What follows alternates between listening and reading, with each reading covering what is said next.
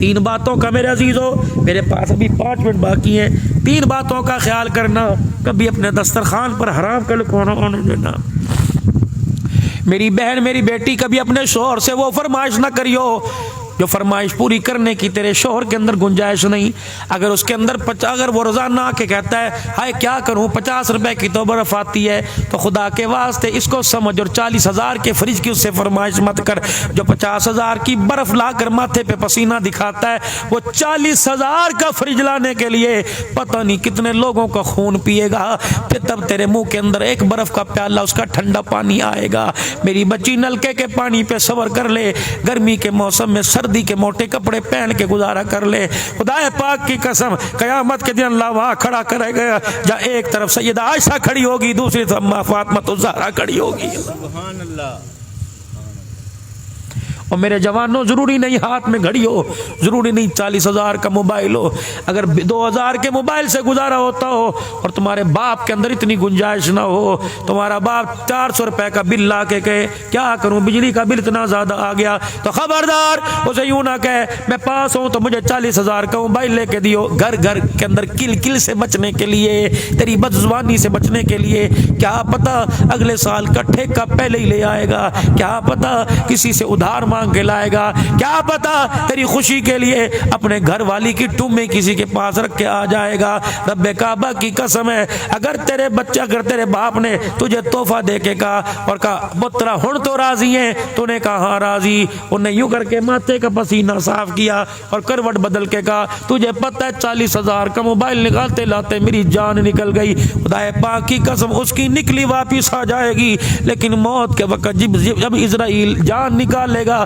تو قیامت آ جائے گی، اس جان کو جسم میں لٹانے والا کوئی نظر نہیں آئے گا۔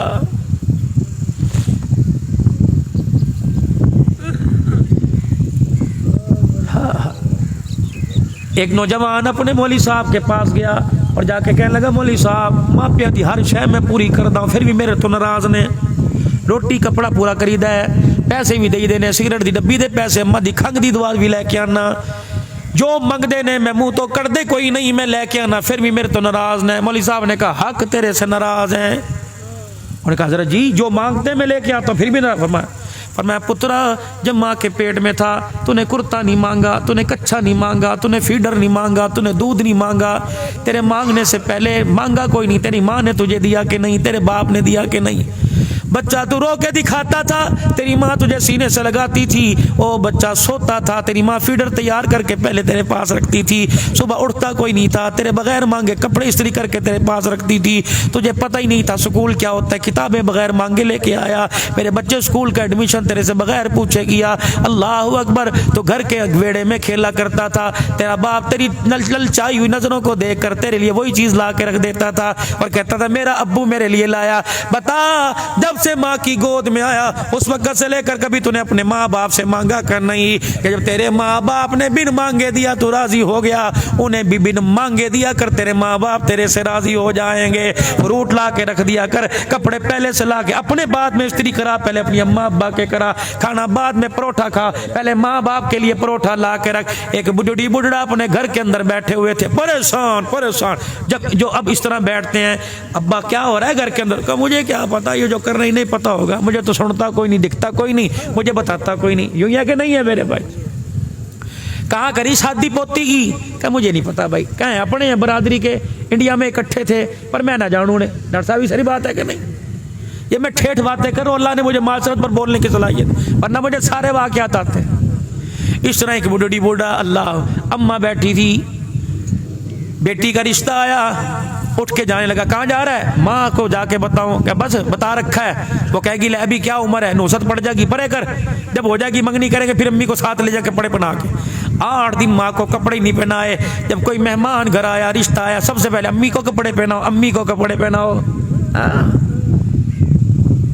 کبھی پورا سال باپ کو ساتھ بیٹھ کے کھانا نہیں کھلایا، محلے والوں کے سامنے ابو جی روٹی کھانی ہے، ابو جی سالن پا دیا، اوے مردودہ گھر کے اندر کیوں نہیں پوچھتا؟ یہ بڈھڑی بڈھڑا اپنے گھر کے اندر بیٹھے تھے، پردہ ہٹا ہوا تھا، ایک نوجوان گزرا، اس بوڑھی بوڑھا کو بیٹھ کے دیکھ کر اسے رہا نہ گیا، جا کے کہنے لگا خالہ گھر تیرا ہے کرائے کا؟ نہیں کہا میرا ہے۔ ابا جی یہ مال ڈھورتے نے، محلے والوں کے نہیں کہا۔ پھر اتنا بڑا رئیس ہو کے رہو صاحب، رانا صاحب، نمبردار، کمبو صاحب، تغا صاحب ہو کر پھر کیا بات ہے اکیلا اکیلا کیوں بیٹھا ہے؟ بابے نے ماں کی طرف دیکھا، ماں نے بابے کی طرف دیکھا، ماں نہ بول سکی، کہنے لگی چپ کر جا پتر نے، چپ کر جا پتر نے، لیکن باپ سے برداشت نہ ہوا۔ باپ اللہ اکبر رو کے کہنے لگا پتر لے گئے نواں دھیاں لے گئے ہو، بڈڑی بڈڑا ایویں رہ گئے جیویں بیٹھے چور۔ بس